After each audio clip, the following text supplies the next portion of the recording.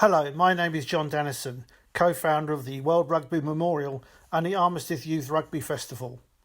Welcome to France, welcome to the festival. It's where sport and history meet, and we inspire future generations. Olivier Cossette, President of RCC Compiègne. So I'm now with Olivier Cossette, the incoming president at the Rugby Club Compiègne. And Olivier, great to meet you today. You have been part in the background of the Armistice project since we launched it in 2018 for the centenary. What does that mean to you? It's really important for us to maintain alive the memory of what's happened in Compiègne, which is a very important historical place. And so this type of festival is primordial for us to keep the history alive. And the fact that the rugby is played by youth teams from various countries and bringing people of the age of 16, 17 and 18 together as part of the rugby family.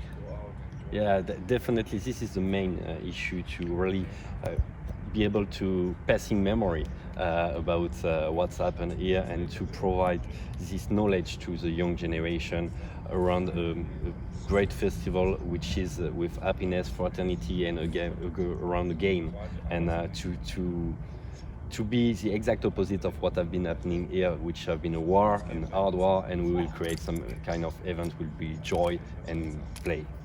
So this is the idea of this festival, and I'm very happy to be part of it.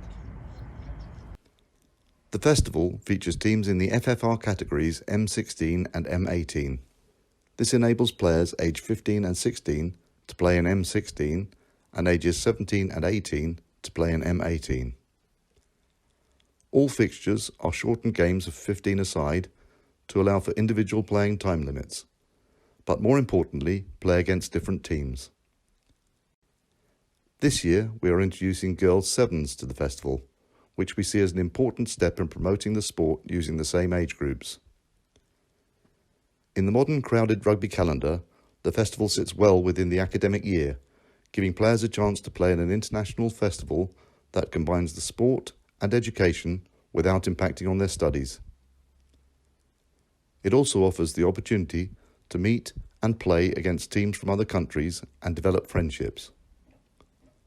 The most important factor about the festival is to inspire future generations and provide them with lifetime memories. Louis Mitchell is head coach at the RCC School of Rugby. My name is Louis Mitchell. I'm a youth rugby coach and head of the Development Academy at Rugby Club Compiègne. We are super pleased to be hosting the Armistice Youth Rugby Tournament. It's a great opportunity to have players from all around Europe come to this historic landmark, which is Compiègne, and play a wonderful game of rugby.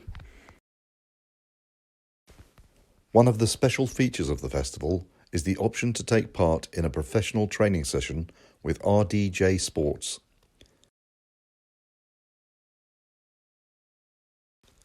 Mametz-on-the-Somme has a special connection to the game of rugby, and local mayor Stéphane Brunel gives us his thoughts about how we look at history and towards the future. It is important that these ceremonies have continued into 2018, 2020, 2021, 2022, and that we can do it as often as possible. We must pass the memory to our youth, so that the young people of Mametz and the young people of Wales and around the world do not forget what happened here. Those who died here, to put in quotes, get the Germans out of this wood and therefore defend our village and defend certain values that we had in France. Now in Europe, it is important that our young people also acquire this state of mind, of memory, and that they keep in mind, always in mind, that we can return to a united Europe. It is what we hope in the world, but in any case, our youth must be associated with this, and this is very important. Peter Jones talks about the battle around Mametz in 1916, along with Brian Rolfe.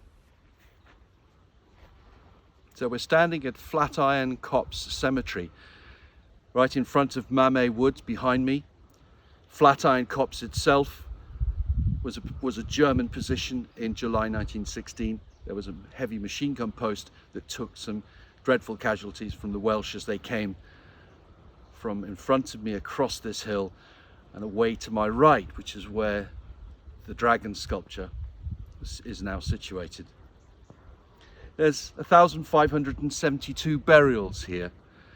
Initially it was an advanced dressing station, and then as the war moved on, it became a concentration burial site where all the small battlefield cemeteries were amalgamated here at Flatiron. Perhaps the two most poignant graves here of the lot really are two brothers from Cardiff, the Tregascus brothers, who lie side by side, who died side by side in the fighting in front of Mamay Wood.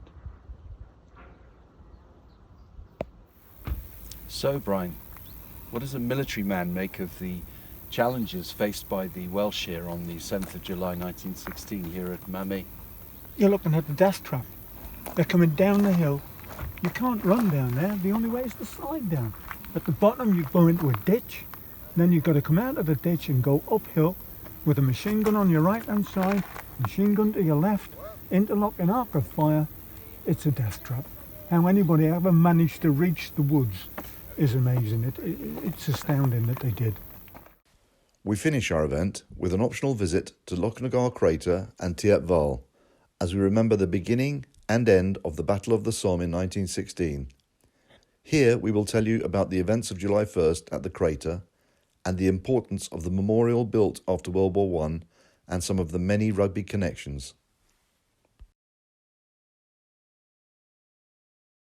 The Tiat Val Memorial to the Missing of the Somme commemorates more than 72,000 men who have no known grave.